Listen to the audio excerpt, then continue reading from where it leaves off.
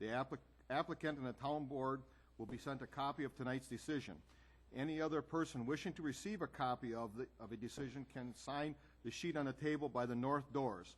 Those of you wishing immediate knowledge of the outcome of these proceedings may call the Waushara County Zoning Office tomorrow morning. The procedure will be as follows for each applicant. After each applicant is read, the applicant, their agent, or representative will be asked to present their application, followed by any questions or comments from the committee. Then all correspondence will be read.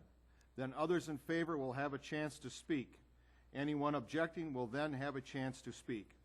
I will then ask for a summary of the committee's field observations and staff comments. Finally, the applicant will be allowed a chance for a short rebuttal if they wish. Anyone wishing to speak should use the microphone, state their name, and direct their comments to the committee. I ask that all testimony be kept brief, no more than 5 minutes, and to the point. If you are testifying as a nearby landowner, please tell us where your property is located relative to the subject property. Tonight's hearing will be recorded, and all recording will be part of the record. Comments that are based on hearsay or secondhand information, as well as slanderous or prejudicial remarks, will be ruled out of order. The committee has looked at all the properties and recorded will reflect these observations. Any person affected by an administrative decision to this committee has 10 days from the filing of tonight's decision to make an appeal. Such appeals are heard by the Board of Adjustments. Information and applications are available from the zoning office. The county assumes no liability and makes no warranty as to the legality of any construction commenced prior to the expiration of the 10-day period. I will now introduce the committee. My far left, Joe Piaski, Larry Crawford, Fred Gallerup, Bob Wadle, Terry Dopp-Pockstead, zoning administrator, and my name is Mark Kirschner. Got you on that one, Fred. What's his name? Yeah. First application that we'll hear tonight, conditional use. Paul Olson, Henry High Jr. landowner, Wautoma, Wisconsin, has made application for a conditional use in accordance with sections 58-664 of the Waushara County Zoning Code to establish a grain processing center, to include a grain elevator, dryer, and scale with the proposed construction of 3 storage bins ranging in size from 100,000 to 1.4 million bushel, and construction of a 20 by 24 building for office space. Existing gas station on property to remain in the C-G general commercial zone. Location, 3 parcels combined being approximately 4.411 acres in size, being part of the southwest quarter and part of the southeast quarter of the southwest quarter. Section 08, Town 18 North, Range 13 East, Town of Aurora. Fire number W2025, State Road 21 and State Road 49. Is the applicant present? Please come forward, please.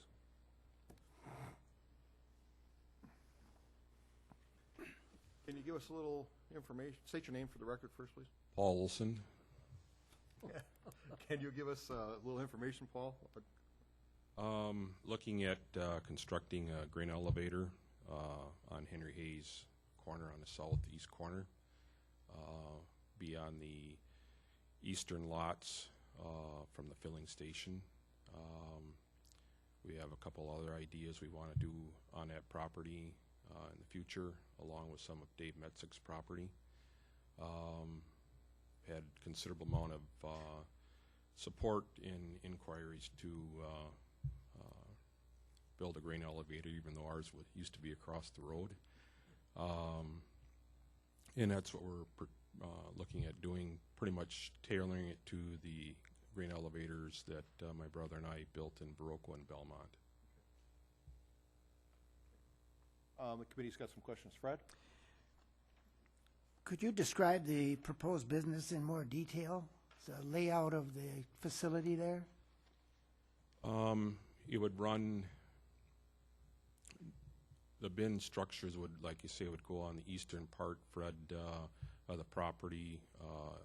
A 90-foot bin would be towards Highway 21 on the eastern edge. I don't know if there was a picture sent with the application. Pretty much the same type layout with an elevator legs and overheads, and then corn structures to the south of that, grain dryer, wet tanks. Looking at putting in a triple stack roller mill to process corn for the large dairies. Okay. How many employees do you anticipate will be needed during peak times of the year? We expect probably 8 full-time employees year-round, and this is a very efficient type operation, so that in harvest season we'll probably bring a couple more employees on just to run around the clock. Okay, thanks. And what sort of traffic do you anticipate during peak times?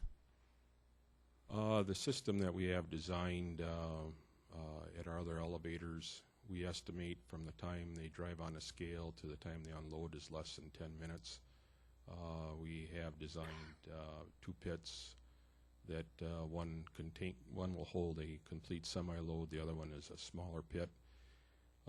Get a lot of gravity box businesses, etc. So we do not believe there'll be a lot of standing traffic, but we're prepared to handle up to 100 vehicles a day.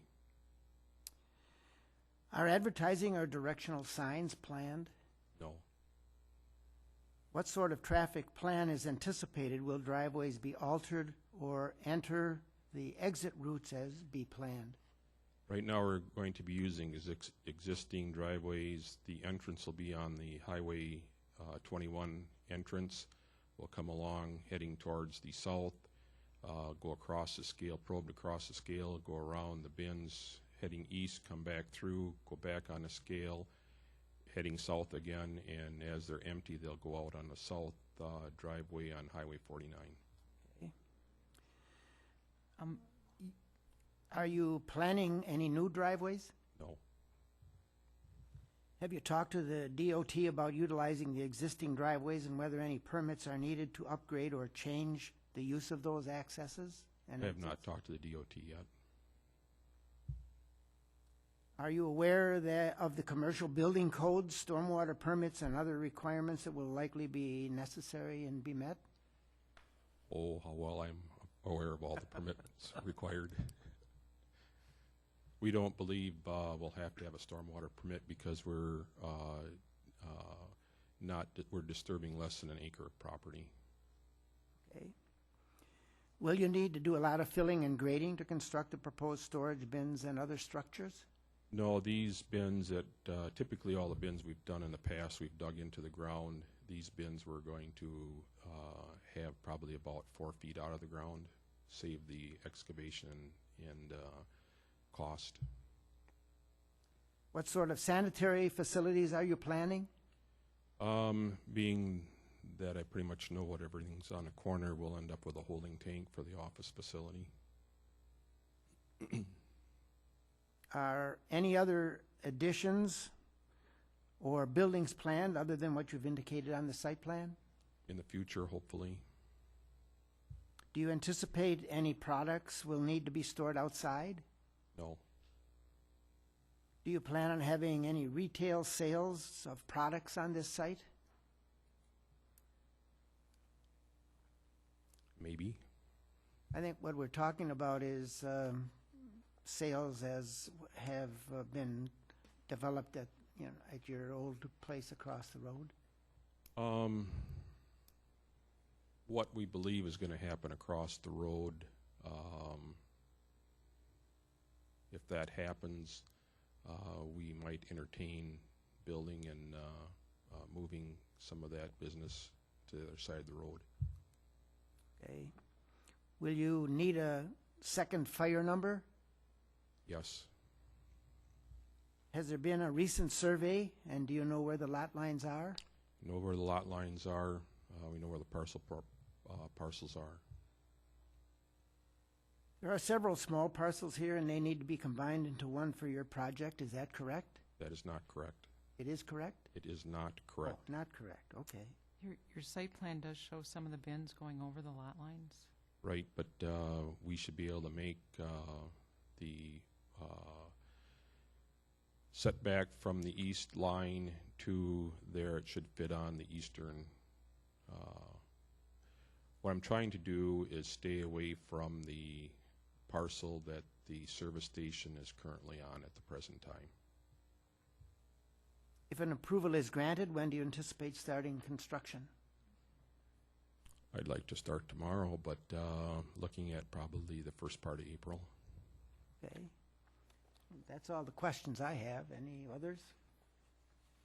Terry, you had a question? Yeah, the driveway is currently on the, that you're planning on using as an entrance is on the parcel for the Correct, gas station. Correct. So you would share that with the Correct. gas station. correct, So you would be using part of that parcel. correct. We wouldn't be building on it. We'd have a right-of-way to use the driveway to come into the Or property. if you couldn't meet setbacks, you could move that line over. Yes, I could survey and take part of it. I had another question, but I'm having a Governor Perry moment. Just a minute.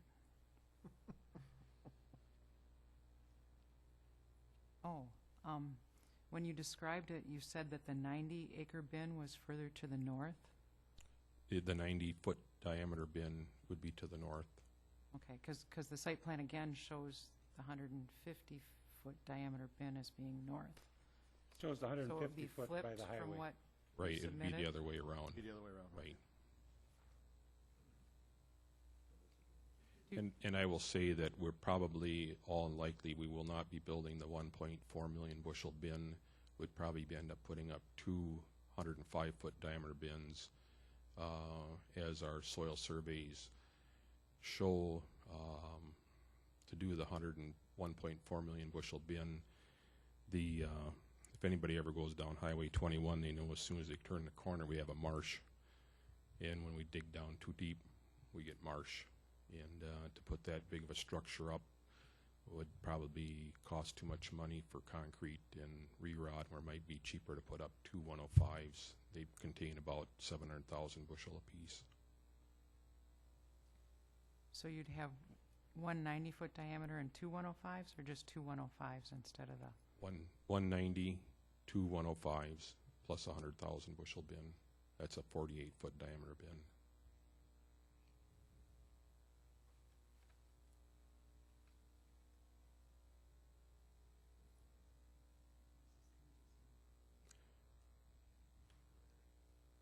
I was hoping to have it all laid out before you got your tour out there, but my man that's doing the layout and design work hasn't got it done yet.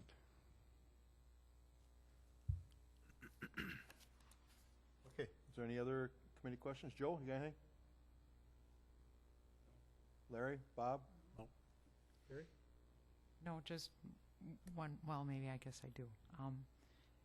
Coming in on Highway 21, because of the speed with which you will be able to process the trucks, you don't anticipate having any trucks on 21 Correct, waiting to come in? correct. You'll have enough room? There's no room on 21 from the intersection to That's that what I was driveway. worried about. Correct. So you would be able to accommodate them Yes, fast enough to, yes. Okay, thank you, Paul. Thank you.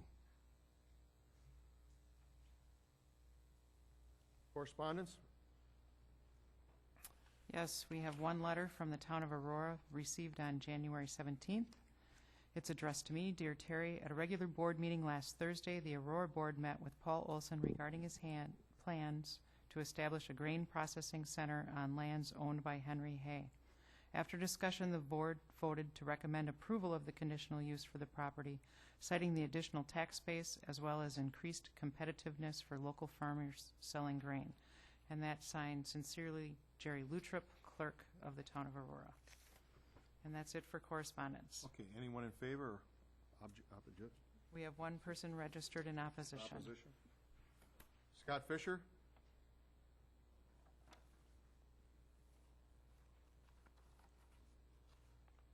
Would you state your name for the record, please, Scott? Scott Fisher. I want to thank you. I've never done this before, so I might be kind of floundering a little bit. I do have some questions raised by Mr. Olson. It seems like he has a lot of mights, maybes, and should-bes in his statement. Some of them, he said he has other ideas for the property. He has not stated what those other ideas are. I'd like to know what those ideas are specifically before anybody here grants him these permits. He also claims that he has a 10-minute scale time, or he's looking for approximately a 10-minute scale time turnaround from the time the trucks come to the time they dump. being a lifelong resident of the property directly across the street from where he plans on putting this up. I know for a fact at ADM right now, a lot of people park their truck first thing in the morning. They're on the scale for 3 hours, sometimes longer. I desperately want to know what this is going to do to traffic. What's to stop him from putting a driveway in on 49, which again, I say is directly across. This is in my front yard. I'd like to know what the environmental impact is, especially as he claims there is a marsh just behind him. What is this going to do to that? What is it going to do to my property value? He had all of this at one time on the Four Corners. There's a reason that it's not there now. Now he wants to start over again. I think it's going to be an eyesore. I think it's going to deplete my property value. I feel it's going to be just a nasty mess with the dust and everything that I'm going to have to deal with. I am a chronic asthmatic. I don't feel that this is a good idea whatsoever at all.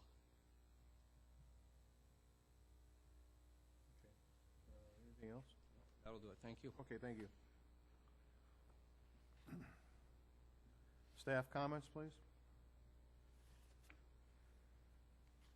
Okay, for the record, the committee has previously been furnished with a copy of the site plan and all the other pertinent data for this, and there are no other applications tonight, sorry. At this time, I'd like to explain a little bit about conditional use permits.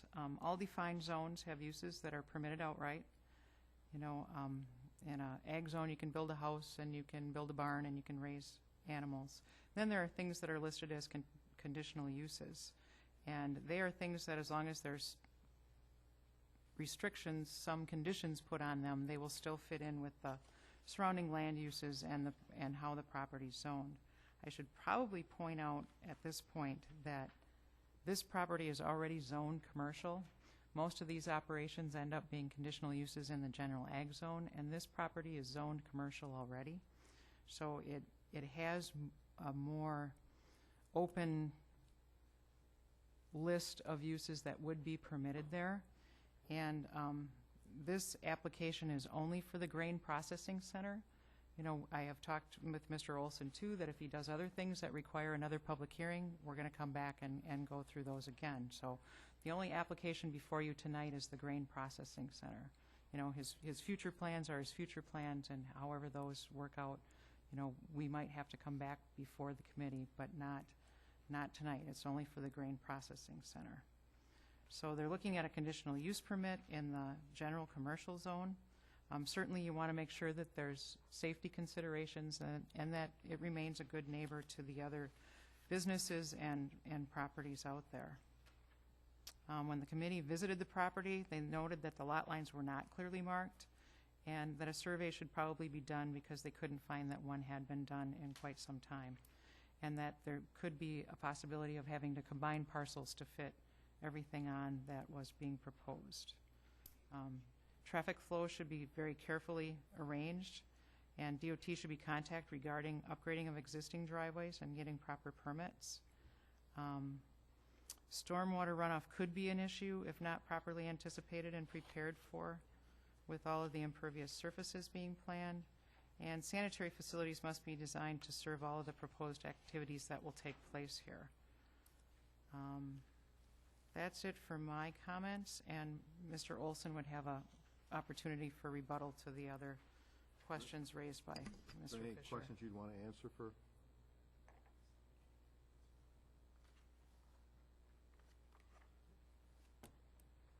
No? Okay. All right, that concludes our applications for tonight. The Northeast Asphalt, as Terry said, is tabled till next month. We will now meet in the room to the right, to the left over there. Yes? You're next. You're next. They're going to meet here after, as soon as we adjourn here, they're going to meet. There's two committees.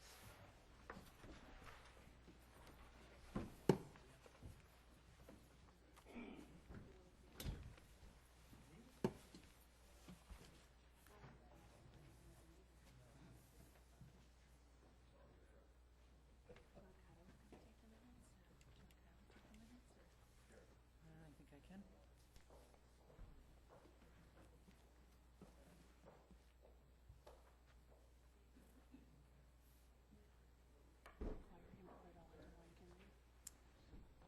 He might still have to do the easterly parcel on the southerly one. There's 3 parcels there. So,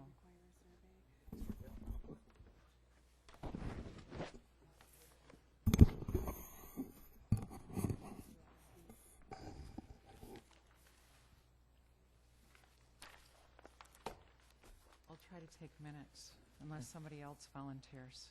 Last time, didn't you? No, I've never done it. Amy did. Oh, yeah, Amy did it. Go slow.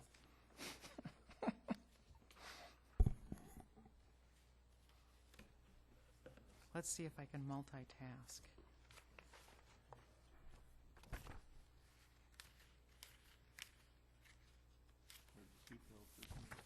Hmm? Yeah, I know. Okay.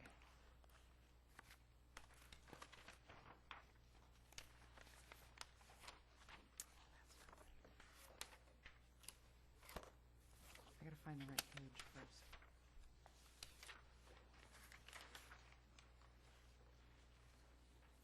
Okay. I'm ready.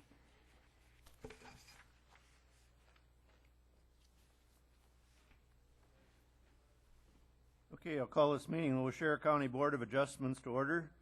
This meeting will be conducted in the same manner as the applications heard by the Planning and Zoning Committee. Please remember to keep your comments brief and relative to the matter at hand. Other than the applicant or their representative wishing to speak at this hearing must have registered. Anyone who has not should do so immediately and submit the registration slip to the zoning administrator. The committee has looked at all the properties and the record will reflect these observations. Following the public hearing, the board will conduct their monthly meeting at which time we will vote on the applications. You may stay and hear how the applications are decided, or you may leave following the public hearing. Any person affected by an administrative decision of this committee has 10 days from the filing of tonight's decision to file an appeal. Such appeals are heard by the Waushara County Circuit Court. Information on the appeals is available from the Clerk of Court's office and qualified legal counsel. The county assumes no liability and makes no warranty as to the legality of any construction commenced prior to the expiration of this 30-day period. Now I introduce the rest of my committee. To my left are Kevin Fitzgerald, Vern Tallickson, George Wilson. My name is Roger Wagner. First variance to be considered tonight, Scott and Judith Barkoon, New Berlin, Wisconsin, have made an application for a variance in accordance with section 58-235, paragraph B, paragraph 2 of the Waushara County Zoning Code to construct a 21 by 26 foot 1.5-story addition, existing 17 by 26 1-story portion of an existing home to be raised, and to construct a 9 foot by 9 foot 1-story addition, cumulative improvements exceeding 50% of the equalized assessed value of an existing non-conforming structure, non-conforming due to ordinary high water mark setback in the RS-20 residential single-family zone within the shoreland area. Location Lot 15, Block 1 of Weeks Fish Lake subdivision, being part of the southwest one quarter, the southeast one quarter, Section 31, Town of Mount Morris, Irrigami Lake, WS6983, Oakwood Drive. Is the applicant present? Come forward, please, and state your name. I'm Tim Ware. I'm the contractor. The owners couldn't make it, so. Okay, Tim, anything further to add at this time? No, I don't know if you, I think you have an overview. Yep. That's pretty much what I have written down is the overview that you have, so. What brought this whole thing on was the storm damage there? Is Yeah, that they had correct? extensive storm damage. Pretty much that section of the house is gonna be taken down to the Okay. deck, so. Just a few general questions then for the record, I guess. Has there been a recent survey out there to your knowledge? I'm not sure when the last survey was. We know where all the lot lines are. You found the stakes and you know the lines? Stakes. Okay. And the structure is non-conforming because it's too close to the lake? Yeah, it's 5 foot. Okay. 5 foot too close. Do you know what previous additions were done and about when? I didn't do them. I know from what they've told me, I think they were done approximately 6-7 years ago. And, I think one was attaching the house to the detached garage, and then they built a detached garage. Okay. That attached garage, is that living space or is that storage? Oh, it's storage, I believe. Yeah, it's not living space. Okay. Can you briefly describe what you're gonna do out there? Yeah, I guess the existing, the main part of it is the 23 by 17 part that has to come down to the ground, and we're basically gonna rebuild it with 8-foot walls. And then now it has an existing, like 412 pitch roof on it. We're gonna put attic-style trusses on it so they could have more living space above that. The only thing that's going to change off the footprint is on that section. Right now it's 26 by 17. They're going to add a 3-foot by 5-foot section, so it would be 26 foot by 20 foot wide. And then the entryway would get added towards the front, 9-foot by 9-foot section. And both of those areas are basically repairing storm damage. So Basically, you're gonna tear that whole section down. Right. Start from right. putting in a new basement then too, or is No, it it just goes down to the deck. To the We're deck. taking the walls off to the deck, and then Okay. everything will get rebuilt from there. You're not going any closer to the lake at all, so No. you No. should not have a stormwater runoff problem? No. What about roof runoff? Are you gonna do gutters on it, or? Yeah, and we talked, I met Rick out there from zoning, did an on-site, and we kind of looked at that and kind of decided the best way, to run all the water. I think I have that on the site plan. Kind of showing Basically how the- the existing water will run. It'll pretty much go exactly the way it is now. You're gonna use the existing foundation then, Yes, except for the little bump outs? except for the little bump out. And that'll be on just a frost wall, or? Right. That's like where it's existing structure now, that's on a 4-foot block frost wall, and we'll be Okay. doing the same. Do you plan on doing any filling or grading there? No, there won't be, there really won't be any grading at all. It's pretty much, So other than the little other section, than you're just not digging gonna that do little any section, that'll be excavating or it anything? for disturbing the soil. And do you know about what the finished height of the second story will be? Let's see. I've got a height on the truss here. I don't know off the top of my head.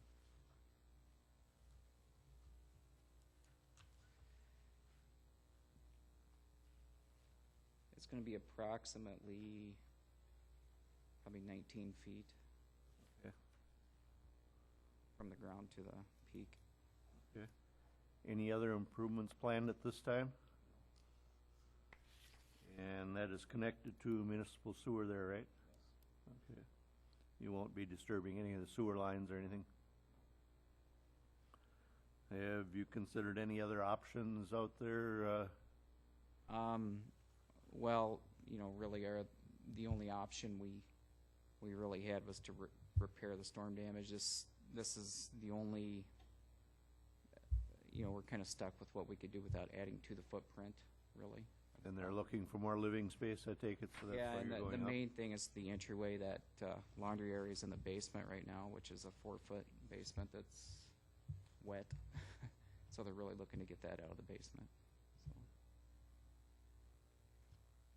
So. What hardships are unique to the property which would support your variance here? I guess really, I don't know about hardships to the property. The main thing is just they kind of have a safety concern with the laundry being in the basement.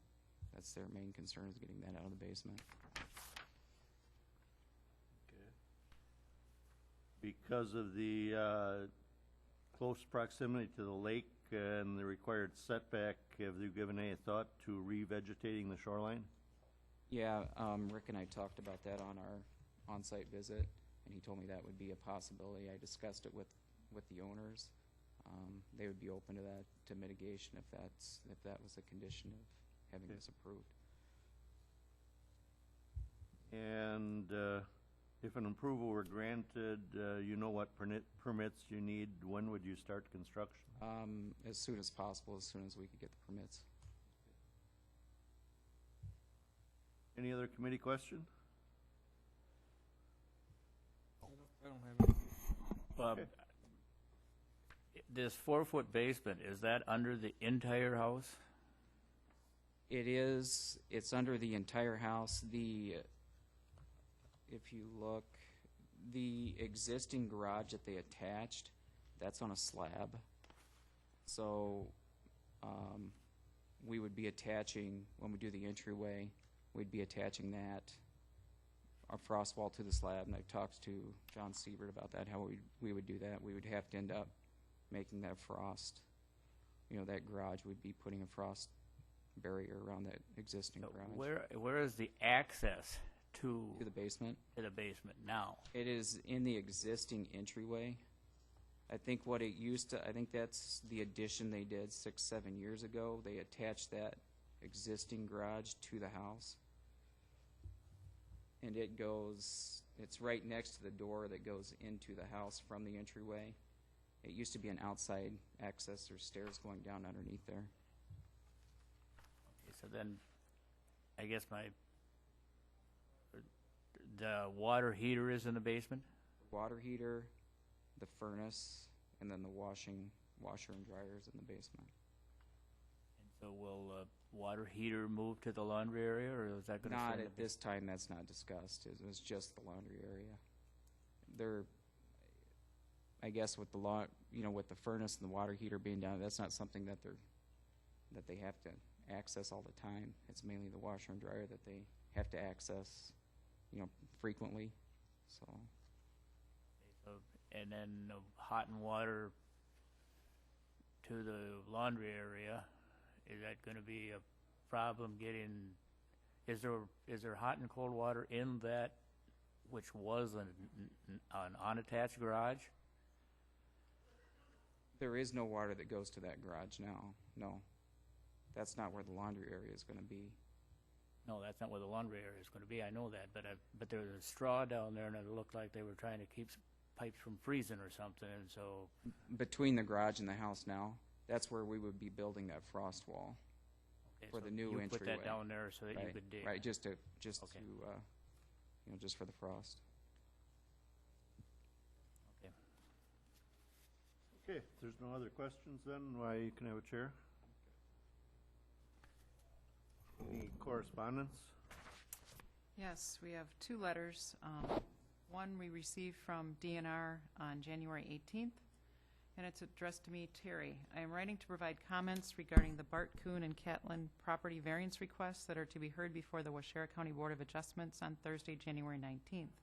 Thank you for your time and assistance in discussing these requests and providing me with application materials. I am providing these comments in place of making an appearance in person. Please have them delivered to and/or read before the BOA. Regarding Bart Kuhn, the department understands the home was significantly damaged by a tree that fell on a portion of it. The home is a legal nonconforming structure as it lies partially within the 75-foot ordinary high water mark setback. The proposed request increases the size of the footprint of a nonconforming structure. The cost of the proposed additions would exceed the allowed amount under the 50% rule in Section 58-235, Parents B, Parents 2 of the Waushara County Zoning Code. Section 58-235, Parents B, Parents 7 of the Waushara County Zoning Code allows reconstruction and repair of a nonconforming structure due to natural caused damage to the size, location, and use it had immediately prior to the damage occurring. Section 59.6921S of with the Wisconsin statutes allows the reconstruction and repair of a nonconforming structure due to natural caused damage that meets the requirements of 58-235, Parents B, Parents 7, to be done without imposition of limits on cost, such as the 50% rule. This option is legally available and does not require a variance. Additionally, the department does not believe unnecessary hardship or unique property limitations criteria have been demonstrated for this proposal to expand the nonconforming structure as required for granting a variance. The laundry facility can be placed elsewhere in the existing footprint if safety concerns exist, and the applicant's explanation neither mentions nor justifies a reason for the addition on the other side of the building. Thus, based on these reasons and the exceedance of the 50% rule if expansion were allowed, the department believes the request to expand should be denied, but clearly allowing the reconstruction to the previous size and footprint. If the Board of Adjustments finds the applicants have demonstrated the property and situation meets all criteria required for granting a variance, and that the request can be approved, the department requests that at least the following conditions accompany any approval. Install and maintain vegetative shoreland buffers according to NRCS Standard 643A and Wisconsin Biological Technical Note Number 1 as found in Section 58-903, Parents N, Parents 5 of the Waushara County Zoning Code, along at least 70% of the shoreline of the property to a depth of 35 feet from the ordinary high water mark. Support for this is in Section 58-903, Parents N, Parents 3, and 58-903, Parents N, Parents 3A. And second, remove the sand blanket adjacent to the shoreland. Please note that these comments are in regard to shoreline zoning only and do not reflect applicable erosion control, waterway permitting, or other department regulations. Thank you for the opportunity to provide comments regarding the Bart Kuhn and Catlin property variance requests. Please contact me if you have any questions regarding this email. And that's signed Michael Wenholtz, Department of Natural Resources. And we also had a letter from a neighbor received on January 16th via email. And it says, "We live at W6965 Oakwood Drive. There is no objection from us regarding this request for variance and request that you grant it." And that says, "Sincerely, Herbert and Jean Schilder." Schilder.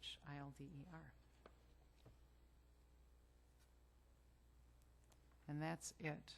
Okay, that, no one registered to speak in favor or objection.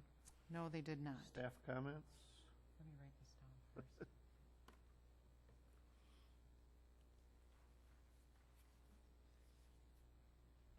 Okay. For the record, the board has previously been furnished with a copy of the site plan and all the other pertinent data for this and the other application they will be considering tonight. And they also visited all the properties and viewed the proposals and their location on site. I'd like to explain a little bit about variances because people get them confused with some of the other applications that we look at. And variances ask for a relaxation of a dimensional standard in the code. The decision to grant a variance must be backed by substantive reasons. These include, number one, the fact that the code requirements are so restrictive that they create a true hardship for the applicant. Number two, that there are unique features on the property that prevent the landowner from meeting those required dimensional standards of the zoning code. And three, that if the variance is granted, no harm will be done to the public interest or the zoning code by the granting of the variance. It is the applicant's responsibility to present this case and provide that burden of proof as to why the variance should be granted. Personal situation of the applicant, financial hardship, a nearby violation, none of those can be considered as valid reasons to grant a variance. When the board visited this property, they noted that the home is definitely in need of repair. Lot lines were not marked, and the vegetation along the shoreline does appear sparse and could be improved. I think this application is relatively straightforward. There's certainly the existing home storm damage can be repaired without the need for a variance, but it's the proposed additions, it's the going up to the second story and the small additions combined with the previous addition of the garage and that breezeway area that take them over the 50%. So they would need the variance for the 50%. The home is non-conforming due to the water setback exceeding the average setback by 5.5 feet, as the contractor said. Impervious surfaces are really not increasing that much, and mitigation measures should go a long ways towards addressing the concerns of the DNR. So that's my comments. Okay. Next variance to be considered, Thomas and Charlotte Catlin, Waupaca, Wisconsin, and made an application for a variance in accordance with section 58-232, paragraph 3 of the Waushare County zoning code to construct a 24 by 24 second-story addition onto an existing detached garage, finished height being 23 feet, maximum height of 18 feet, and one-story accessory structure required in the RS-20 zone within the shoreline area. Location: an approximate 2-acre parcel of land known as Lot 2 of Certified Survey Map number 45, also known as Lot 11 of Ehrenberg Unrecorded Plat, being part of the northeast one quarter, the southeast one quarter, Section 7, Town of Saxville, Long Lake, W 4511, Shagbark Lane. The applicant present? Would you come forward, please, and state your name? Tom Catlin. Okay, Tom. Anything further to add? Otherwise, we've just got some general questions. You indicated the height of 23 feet. It's actually 22 feet 6 inches. Okay. We round up. Gives you the benefit of doubt later on. Okay. The property in question has been in our family since 1940. That makes 72 years. The garage was built in 1981. When we built the residence, we built it as the idea of being a seasonal residence. And when we built it, we did not foresee it being a retirement home. A combination of events, including the economy, reduced us to one structure, and we chose to live at the lake. We sold our residence in Green Bay. The problem with the house is it has no attic. It only has a partial basement. It lacks closet space for a full-time four-season residence. In other words, as the seasons change, we're moving clothes in and out of totes, which causes problems, particularly between seasons, because you invariably got the wrong clothes for the day in question. My wife is also a property manager for property her family owns in Colorado, which they've owned since 1957. And she has a considerable amount of paperwork, records, tax files, etc., which right now are just stacked up in rooms because we have no place to go with them. That's protected dry storage, the same with our clothes and some other seasonal items. The other thing we've run into is our kids are in the expansion stage of their life. We've gone from 0 grandchildren to 6 in just a shade over 3 years. All 3 kids have indicated to us they plan at least one more.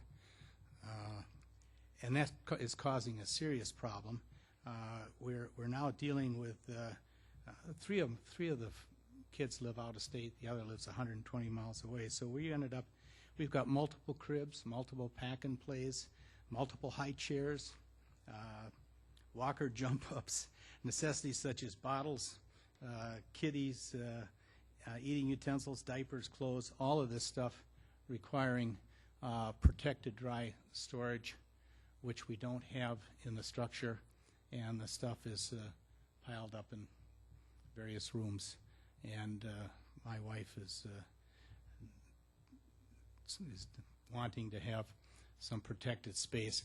The idea we had was to add an attic over the garage, not a living space, and it's not a true second story as far as residential. We've kept the ceiling height below residential height after discussions with zoning.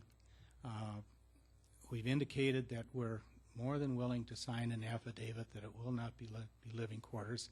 That's not our intent.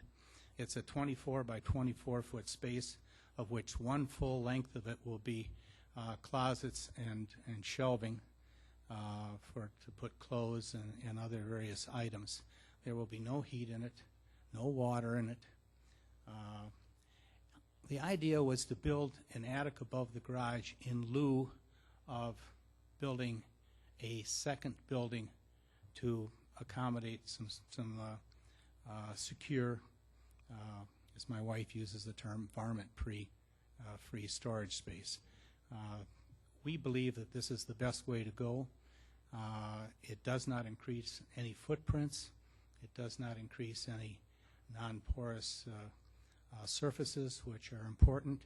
If we build a second building, it's going to require removal of trees. It's going to require digging into a hill and placing some concrete walls in the hill and then building on top of that, which I'm not really excited about doing.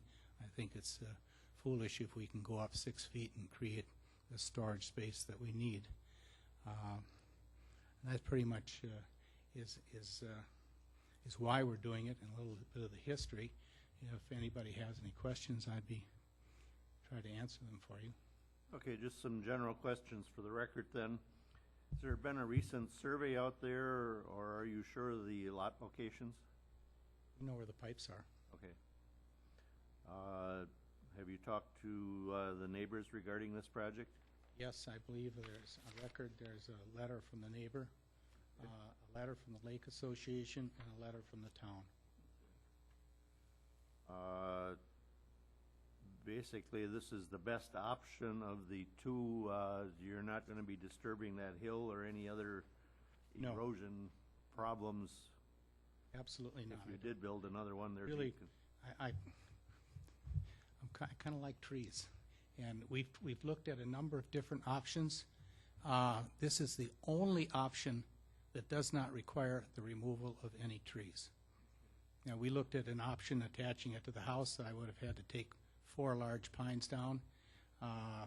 We went away from that because neither zoning nor I wanted to take trees down. It was, it would be unsightly to start with.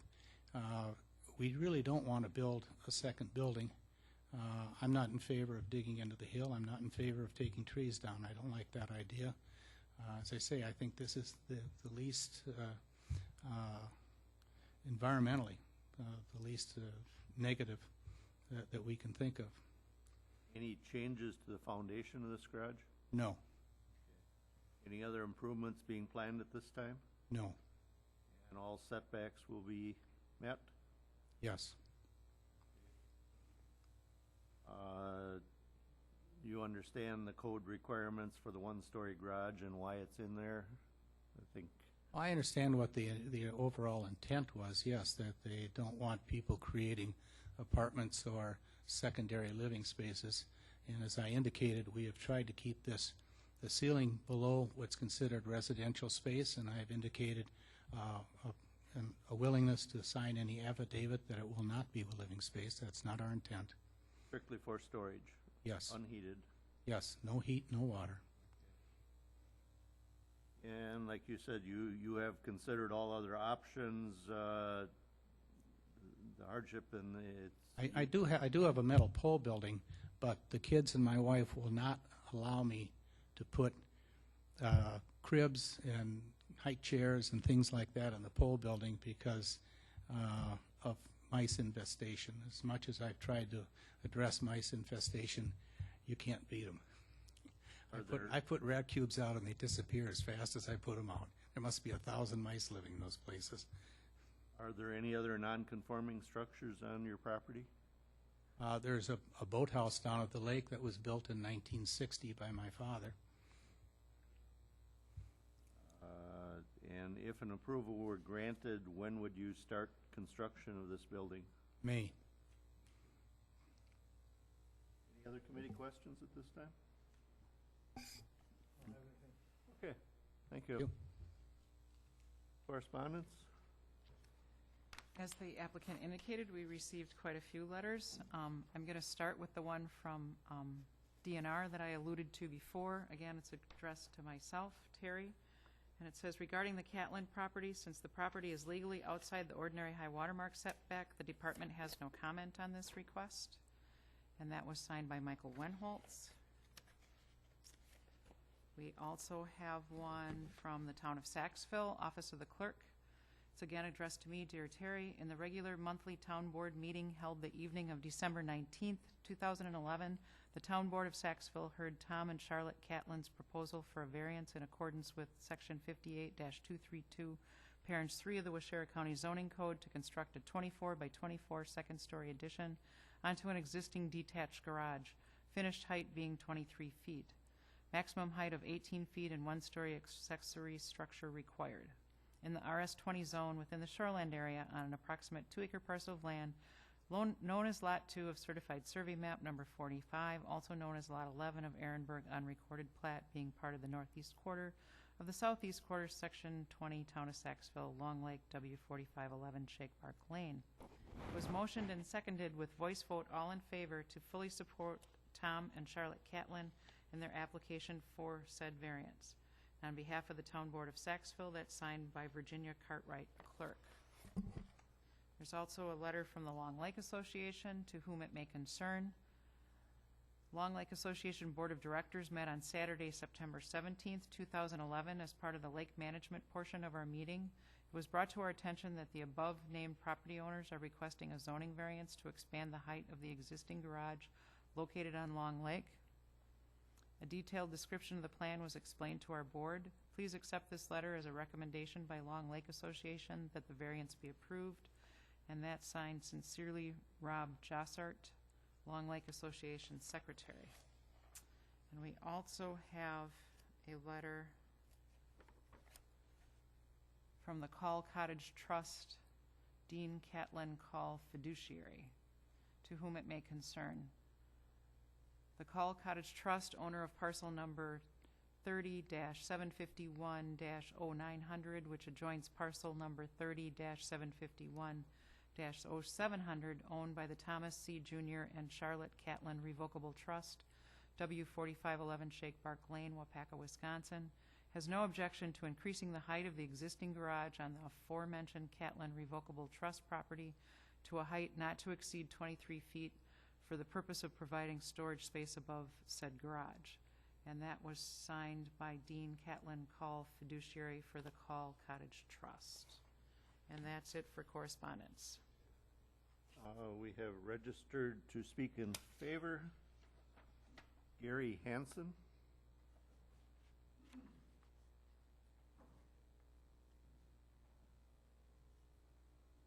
Jerry Hansen. Jerry?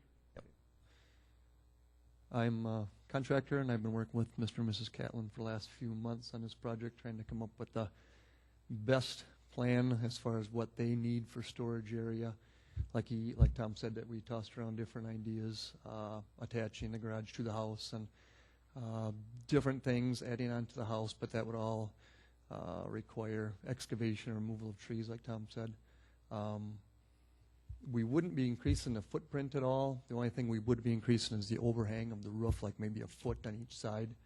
And the stairway that we have on the drawings on the one end, that would be increasing. We tossed around the idea of a pull-down stairs within the structure, and that's kind of a safety issue too, trying to get up and down those things. So that's why we decided to go to the full stairs on the end of the garage instead of that. So, but that's about it. Okay. Any questions? Okay. Thank you.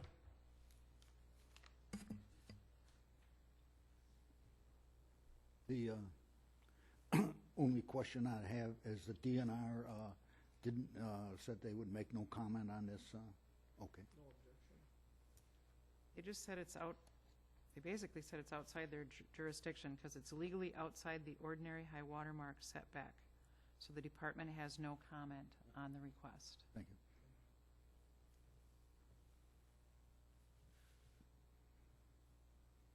Catch up a minute. Yep, one more. I gotta write down one more.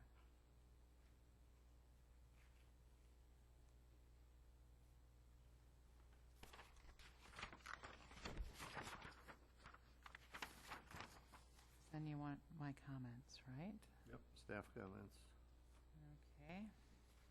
This request is like the other one, where the applicant will have to demonstrate the code requirements cause a hardship. The property is unique and prevents the applicant from meeting code requirements, and that there will be no harm to the zoning code or public interest if the application is approved. When the board visited the property, they noted that the property has very steep slopes. It appears it would be nearly impossible to add on to the home, and that the septic tank is situated between the home and the garage, preventing adding the detached garage onto the home. They also noted that there should not be an increase in impervious surfaces or stormwater runoff. Two-story garages are definitely a concern in the shoreline area. We have had multiple problems with them. They seem to be easily converted to overflow living space, if not by the present owner, certainly by future owners, as the family using the home inevitably grows. And as long as the board is comfortable with the measures being taken to prevent this and future owners from using the space as something other than storage space, I'm comfortable with it too. I have to say the lot is certainly unique. Some of the testimony tonight was certainly about the unique situation of the applicant. We have to remember that we can't take that into place. We have to discuss the uniqueness of the lot. So that's it for my comments. Okay, that closes the public hearing for the Board of Adjustments. We'll go right into our business meeting then, at which time we will vote on the applications heard tonight. Meeting to order, and roll call will show Larry Tim as